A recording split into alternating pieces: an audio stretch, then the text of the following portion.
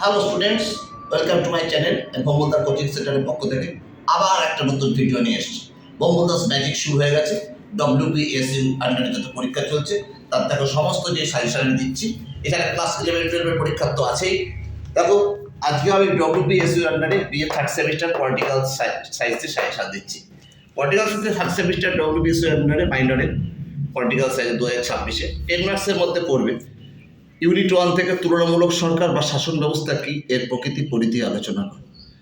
রাজনৈতিক ব্যবস্থা বলতে কি বোঝো, তুলনামূলক শাসন ব্যবস্থার সঙ্গে তুলনামূলক রাজনীতির পার্থক্য লেখো। আইনের অনুশাসন বলতে কি বোঝো, ইংল্যান্ডের আইনের অনুশাসনের মূল নীতি লেখো, অথবা ব্রিটিশ শাসন ব্যবস্থার শাসনতান্ত্রিক রীতিনীতি লেখো। এটা কি ইউনিট 1 থেকে এই কটা প্রশ্ন।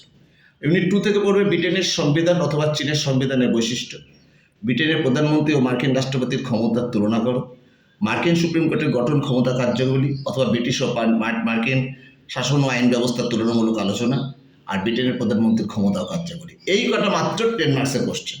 আর এবার 5 মার্কস আসবে, 2 মার্কসের কোশ্চেন এগুলো পড়বে। তুলনামূলক শাসন ব্যবস্থা কাকে বলে, রাজনীতি কাকে বলে, দুটি পার্থক্য লেখে তুলনামূলক শাসন ব্যবস্থা এবং তুলনামূলক রাজনীতির। উদার ও সমাজতান্ত্রিক রাজনৈতিক ব্যবস্থার মধ্যে দুটি পার্থক্য, নিয়ন্ত্রণ ও ভারসাম্য নীতি কী, তুলনামূলক সরকার বলতে কী বোঝো, ব্রিটেনের আইনের অনুশাসন কী, উদারনীতিবাদ কাকে বলে, বৈশিষ্ট্য, ব্রিটেনের ছায়া ক্যাবিনেট কী, এটা খুব ইম্পর্ট্যান্ট, ব্রিটিশ সংবিধানের দুটি বৈশিষ্ট্য খুব ইম্পর্ট্যান্ট, ব্রিটেনের লর্ডসভা ও কমন সভার গঠন খুব ইম্পর্ট্যান্ট, এগুলো লেখো। এই পড়লে পরে তোমরা আশা করি সমস্ত WBSUর আন্ডারে থার্ড সেমিস্টার পল সায়েন্সের সমস্ত প্রশ্ন লিখতে পারবে। তোমরা এইভাবে সব ফলো করে যাও, দেখবে তোমরা সব প্রশ্ন কমন পাবে।